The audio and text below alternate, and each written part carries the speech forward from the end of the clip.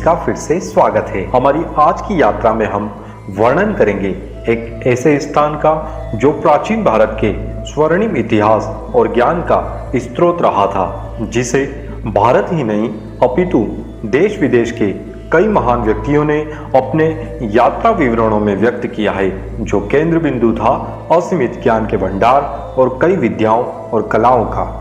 जी दोस्तों, हमारी आज की यात्रा भारत के बिहार राज्य में स्थित नालंदा विश्वविद्यालय के बारे में है। इसमें हम जानेंगे कैसे नालंदा विश्वविद्यालय भारत का स्वर्णिम धरोहर था, इसके विकास और इसके आक्रमणकारियों द्वारा नष्ट किए जाने की संपूर्ण घटनाक्रम के बारे में।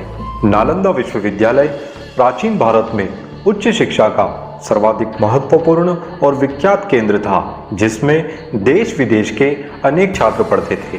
नालंदा एक संस्कृत शब्द है जो नालन और दा से मिलकर बना है। नालन का अर्थ होता है कमल, जो कि ज्ञान का प्रतीक है, और दा अर्थात देने वाला। इस तरह नाम से ही स्पष्ट है कि यह ज्ञान को देने वाला अर्थात ज्ञान का स्रोत था। इस महान बौद्ध विश्वविद्यालय के भग्नावशेष इसके प्राचीन वैभव का अंदाजा करा देते हैं।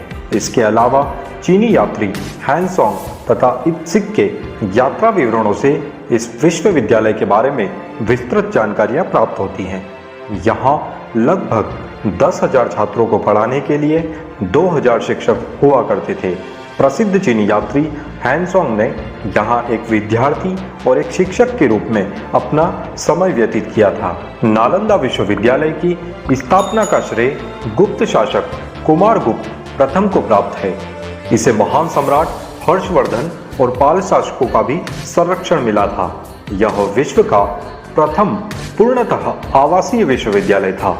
इस विश्वविद्यालय में भारत ही नहीं बल्कि कोरिया, जापान, चीन, तिब्बत और इंडोनेशिया के विद्यार्थी भी शिक्षा ग्रहण करने आते थे। अत्यंत सुनियोजित ढंग से और विस्तृत क्षेत्र में बना हुआ यह विश्वविद्यालय स्थापत्य कला का अद्भुत नमूना था।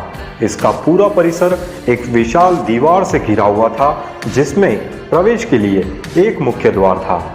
उत्तर से दक्षिण तक मठों की कतारें थीं और उनके सामने अनेक भव्य स्तूप और मंदिर हुआ करते थे। मंदिरों में भगवान बुद्ध की सुंदर मूर्तियां स्थापित की गई थी। केंद्रीय विद्यालय में 7 बड़े कक्ष थे। इसके अलावा 300 अन्य कमरे थे। प्रत्येक मठ के आंगन में एक कुआं बना हुआ करता था। 8 विशाल भवन, 10 मंदिर, प्रार्थना कक्ष, सुंदर बगीचे आदि भी यहाँ बने हुए थे। नालंदा विश्वविद्यालय में सहस्त्रों विद्यार्थियों और आचार्यों के अध्ययन के लिए 9 तल का एक विराट पुस्तकालय था, जिसमें 3 लाख से अधिक पुस्तकों का अनुपम संग्रह हुआ करता था। इस पुस्तकालय में लगभग सभी विषयों की पुस्तकें उपलब्ध हुआ करती थी। यहाँ अध्ययनरत छात्रों के लिए शिक्षा, भोजन, औषध आदि सभी कुछ निःशुल्क हुआ करता था। 13वीं सदी में इस विश्वविद्यालय का पूर्णतः विनाश हो गया था। मुस्लिम इतिहासकार मिन्हास और तिब्बती इतिहासकार तारानाथ के अनुसार इस विश्वविद्यालय को तुर्कों के आक्रमण ने बड़ी क्षति पहुंचाई। बख्तियार खिलजी नालंदा के आसपास के कई क्षेत्रों पर अपना अधिकार कर चुका था। तुर्की शासक बख्तियार खिलजी ने नालंदा विश्वविद्यालय में आग लगवा दी थी। कहा जाता है कि विश्वविद्यालय में इतनी पुस्तकें थीं कि पूरे 3 महीने तक यहाँ के पुस्तकालय में आग धधकती रही। उसने अनेकों धर्मचारियों और बौद्ध भिक्षुओं को मरवा डाला था। इतिहासकार विश्व प्रसिद्ध नालंदा विश्वविद्यालय को जलाने के पीछे जो वजह बताते हैं, उसके अनुसार एक समय बख्तियार खिलजी बहुत ज़्यादा बीमार पड़ गया था। उसके हकीमों ने इसका काफ़ी उपचार किया पर कोई फायदा नहीं हुआ। तब उसे नालंदा विश्वविद्यालय के आयुर्वेद विभाग के प्रमुख आचार्य राहुल श्रीभद्र जी से उपचार कराने की सलाह दी गई। उसने आचार्य राहुल को बुलवा लिया तथा इलाज से पहले शर्त लगा दी कि वह किसी भारतीय औषधि का सेवन नहीं करेगा। उसके बाद भी उसने कहा कि अगर वह ठीक नहीं हुआ तो आचार्य की हत्या करवा देगा। अगले दिन आचार्य उसके पास कुरान लेकर गए और कुरान को पढ़ने को कहा। उसने कुरान को पढ़ा और वो ठीक हो गया। स्वस्थ होने पर उसे खुशी नहीं हुई, बल्कि वह अत्यंत क्रोध और जलन से भर गया। उसे इस बात से घृणा हुई कि भारतीय वैद्य का ज्ञान उसके हकीमों से श्रेष्ठ कैसे हो सकता है।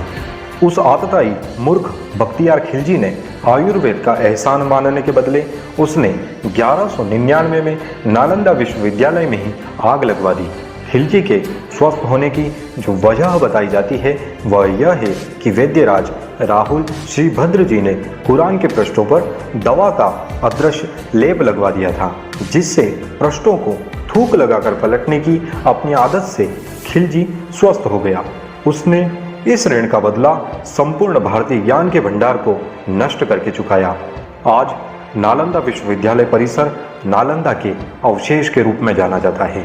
अफसोस इस बात का है कि आज भी यहाँ के सबसे नज़दीकी रेलवे स्टेशन का नाम बख्तियार जंक्शन है, जो कि शर्मनाक है। हमारी आज की वीडियो का उद्देश्य किसी भी समुदाय या व्यक्ति की भावना को आहत करना नहीं, अपितु भारत के स्वर्णिम इतिहास के साक्षी और सूत्रधार नालंदा विश्वविद्यालय के बारे में जानकारी का प्रचार करना है।